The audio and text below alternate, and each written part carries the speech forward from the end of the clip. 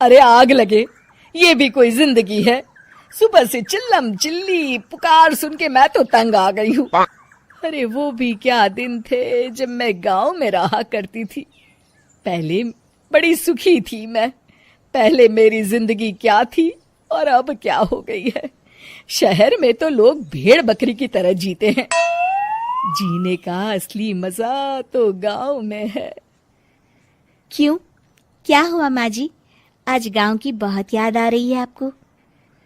अरे हाँ बहू, शहर का जीना भी कोई जीना है। लोगों की आधी जिंदगी तो सड़कों के ट्रैफिक में निकल जाती है और यहाँ रखा ही क्या है। एक बात कहूं, दिल्ली शहर अब पहले जैसा नहीं रहा। क्या माँ, जब देखो गांव के गुणगान गाती रहती हो। ठीक है, इस बार ना बच्चों के कॉलेज की छुट्टियों में हम सब गांव चलेंगे, ठीक है? हाँ, ये ठीक है। फिर कुछ दिनों के बाद सारा परिवार अपने गांव चला जाता है। अरे वाह, कितनी ताजी और साफ हवा है, कितनी शांति है यहाँ। चल बहू, अब बढ़िया सा खाना बना दे, मजे से आंगन में बैठ के खाएंगे। सुशीला गांव का माहौल देख बड़ी खुश होती है। 2 दिन के बाद गांव की कुछ औरतें सुशीला के घर आती हैं। बड़े दिनों के बाद गांव आई है सुशीला। हमें तो लगा कि तू शहर जाके गांव को भूल गई। और बतिया, तेरी बहू कैसी है? जरा मिलवा तो उससे। अरे मेरी बहू तो लाखों में एक है। बड़ी किस्मत वाली हूँ मैं जो मुझे जानकी जैसी बहू मिली है। हमेशा मेरी सेवा में लगी रहती है और आज तक कभी पलट कर जवाब नहीं दिया उसने। सुशीला की बातें सुनकर सभी औरतें हंसने लगती है।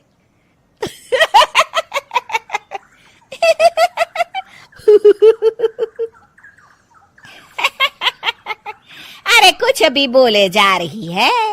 तबीयत तो ठीक है? तेरी बहू चांद से आई है क्या? क्यों बहनों, दुनिया की कोई भी बहू अच्छी होती है क्या? सब औरतें ममता की हाँ में हाँ मिलाती हैं।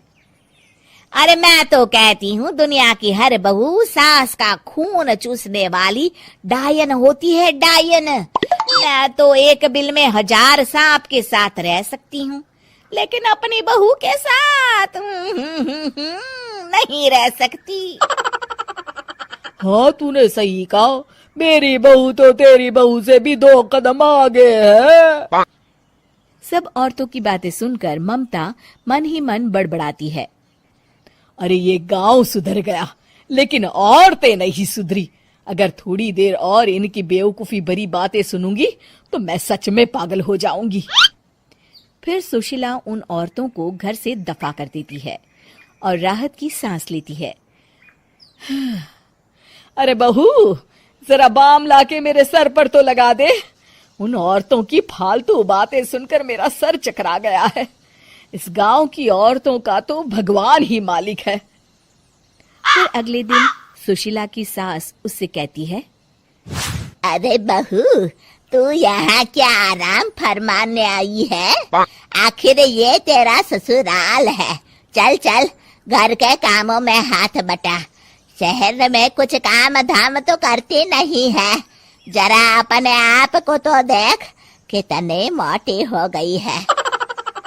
सारा दिन घर का काम करने के बाद शाम को सुशीला, हाय मेरी कमर, हाय मेरे पैरों ने तो जवाब दे दिया। आज तो मुझसे मक्खी भी न मारी जाएगी। अरे बहू, जरा आकर मेरे हाथ पैर तो दबा दे। जी माँ जी, अभी आती हूँ। तभी सुशीला की सास जानकी को रोकते हुए कहती है, अरे रुक जा बहू, एक दिन काम करके इसको इसकी नानी याद आ गई। हम लोग तो रोज इतना काम करते हैं, कोई जरूरत नहीं इसके हाथ पैर दबाने की। सुबह तक सब ठीक हो जाएगा। सुशीला अपनी सास की बातें सुनकर हैरान रह जाती है। इस तरह धीरे धीरे गांव आने के बाद सुशीला की परेशानी शुरू हो जाती है। फिर एक दिन, अरे आज तो मैं कपिल शर्मा देखूंगी क्योंकि आज संडे है। सुशीला जैसे ही टीवी ऑन करती है तभी बिजली कट जाती है। अरे सत्यानाश, इस बिजली को भी अभी जाना था। इतने दिनों से मैं टीवी सीरियल देख नहीं पाई। हमारा देश इतनी तरक्की कर रहा है, अरे पता नहीं ये गांव कब सुधरेगा। अरे अब तो 2 दिनों के लिए बिजली को भूल जा, ये तो यहाँ रोज की बात है। अब इस अंधेरे में रहने की आदत डाल ले। हाँ। हे भगवान, अब क्या होगा? ऊपर से इन मच्छरों ने जीना हराम कर रखा है। दूसरी तरफ घर के काम कर करके और बिना किसी सुविधा के सुशीला तंग आ जाती है और उसे शहरी जीवन याद आने लगता है। क्यों माँ, मजा आ रहा है ना? अरे आपने ऐसी सूरत क्यों बना रखी है? मुस्कुराइए, अब हम गांव में हैं। मोहन के साथ जानकी भी अपनी सास की खिंचाई करती है। हाँ हाँ माँ जी, आप ही तो यहाँ की बड़ी तारीफ कर रही थी।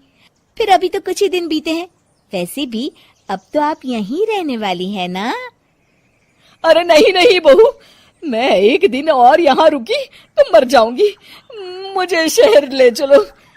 क्या दिन थे, कितनी सुखी थी मैं वहां।